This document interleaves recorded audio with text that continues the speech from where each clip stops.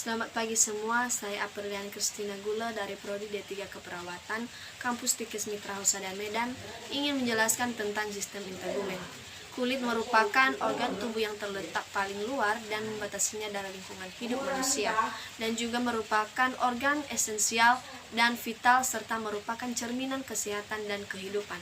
Kulit tersusun atas 3 lapisan utama, yaitu lapisan epidermis atau cuticle yang terdiri dari stratum corneum, stratum lucidium, stratum granulosum, stratum spinosum, dan stratum basale. Yang kedua ada lapisan dermis atau corium yang terdiri dari pars papillare dan pars reticulare. Dan yang ketiga lapisan subcutis atau disebut dengan hipodermis. Baik, saya akan menjelaskan dari epidermis atau lapisan epidermis atau cuticle.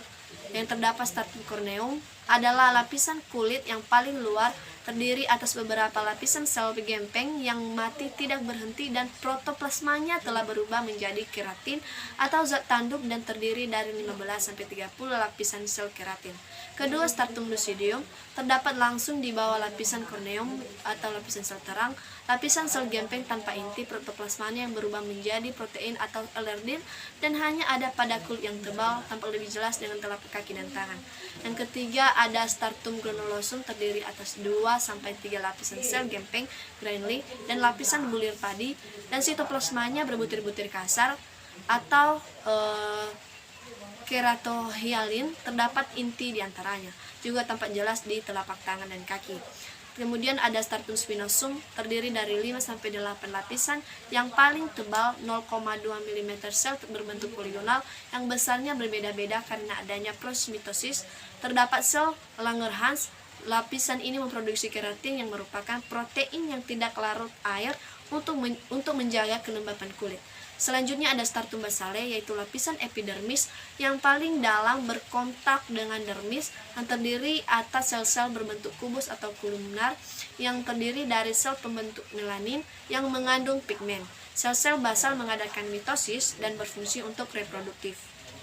Kemudian ada lapisan dermis atau corium berisi 3 jenis jaringan, yaitu kolagen dan serat elastis serta otot saraf. Mendapat suplai darah dari saraf lapisan di bawah epidermis yang jauh lebih tebal daripada epidermis. Sensori aparatus yaitu sentuhan, tekanan, temperatur, dan nyeri terdiri dari 2 bagian, yaitu pars papillare dan pars reticulare yang berisi ujung serabut saraf dan pembuluh darah, sedangkan pars reticulare banyak mengandung jaringan ikat folikel, rambut pembuluh darah, zat pembuluh darah, saraf, dan kolagen. Kemudian lapisan subcutis atau hipodermis yang merupakan kelanjutan dermis terdiri atas jaringan ikat longgar berisi sel-sel lemak di dalamnya.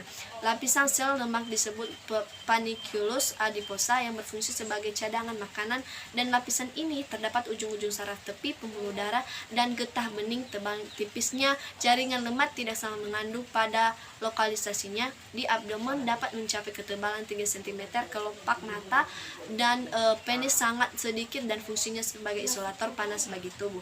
Kemudian ada melanosites yang mampu memproduksi pigmen coklat melanin, dan melanin dapat menyebabkan sinar ultraviolet atau UV.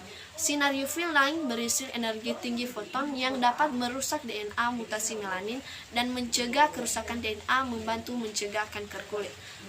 Adapun struktur aksesori kulit, kelenjar pada kulit yaitu terdiri dari kelenjar keringat dan kelenjar sebaceous atau kelenjar minyak. Kelenjar keringat berbagi atas kelenjar ekrin dan kelenjar apokrin. Kelenjar ekrin yaitu kelenjar kecil-kecil, letaknya dangkal dan lapisan dermis bermuara di permukaan kulit. Sekret encer kurang lebih 1, liter per jam, udara panas dan kering kurang lebih dari 6 liter per 24 jam, dan sekresi kelenjar ekrin dipengaruhi oleh stres emosional atau faktor panas, dan saraf simpatis fungsinya untuk mengeluarkan keringat, pengaturan suhu tubuh. Kemudian kelenjar apokrin yang terletak lebih dalam, sekresi lebih kental dan banyak terdapat pada aksila, areola mamae, pubis, dan saluran telinga luar yang fungsi belum jelas. Kemudian ada kelenjar sebasea dan kelenjar minyak atau kelenjar minyak terdapat di seluruh permukaan kulit kecuali telapak tangan dan kaki yang terletak di samping akar rambut bermuara pada folikel rambut yang fungsinya memberi lapisan lemak bakteriostatik yang menahan evaporasi. Masa remaja kelenjar sebasea lebih produktif. Selanjutnya rambut terdiri dari akar rambut dan batang yang menutupi hampir seluruh permukaan tubuh diproduksi oleh folikel rambut. Siklus pertumbuhan rambut yaitu fase anagen dan pertumbuhan 2-6 tahun dengan kecepatan 0,3 mm per hari. Kedua fotogenogen yang beberapa bulan akan ada fase fotogenogen, yaitu fase yang kedua yang dapat 85% menjadi fase anogen. Kemudian ada kuku yang bagian terminal lapisan tabung yang menebal di kuku yang terdiri dari akar kuku yaitu bagian terbenam kulit dan badan kuku yaitu bagian atas jari yang lunak untuk tumbuh 1 mm per minggu yang fungsinya melindungi jari tangan.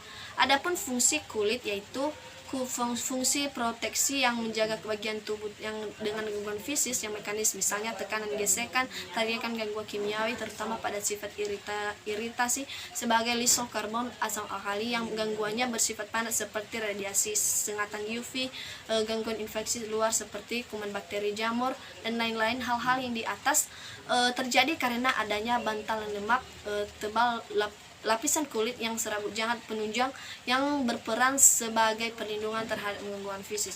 Kedua, fungsi absorpsi yaitu kulit yang sehat tidak mudah menyerap air, larutan dan benda padat tapi cairan mudah menguap, lebih mudah diserap. Permeabilitas kulit terhadap O2 dan CO2 serta uap air. Kemungkinan kulit akan mengambil bagian pada fungsi rekreasi.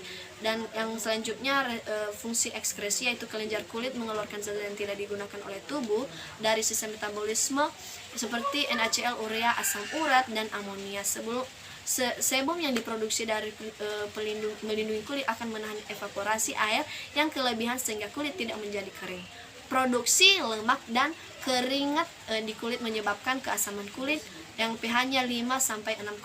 Yang keempat, fungsi persepsi yang mengandung ujung-ujung saraf sensorik dan dermis dan subkutus terhadap rangsangan panas dan diperankan oleh Ruffini dan dermis yang subkutus. Terhadap dingin diperankan oleh badan Krause yang terletak di dermis dan taktil. Terletak pada papila dermis diperankan oleh rabaan dan terhadap tekanan diperankan oleh Fader Pacini dan di epidermis. Adapun fungsi pengaturan suhu tubuh yaitu kulit melakukan peranan ini dengan cara mengeluarkan keringat dan mengeluarkan otot dan kontraksi dengan pembuluh darah kulit. Kulit kaya akan pembuluh darah sehingga kemungkinan kulit mendapatkan nutrisi yang cukup baik. Yang selanjutnya ada fungsi pembentukan pigmen yaitu dengan sel membentuk pigmen atau melanosit terletak di lapisan basal dan sel ini berasal dari rigi saraf. Jumlah melanosit menentukan warna kulit ras maupun individu. Warna kulit tidak sepenuhnya dipengaruhi oleh pigmen kulit melainkan juga oleh tebal tipisnya kulit, reproduksi Hb, oksi Hb dan keratin.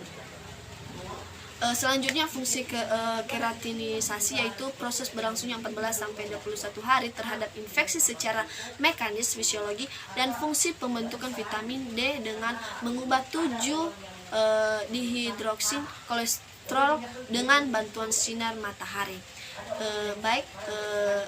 Demikian yang bisa saya sampaikan, semoga bermanfaat. Terima kasih.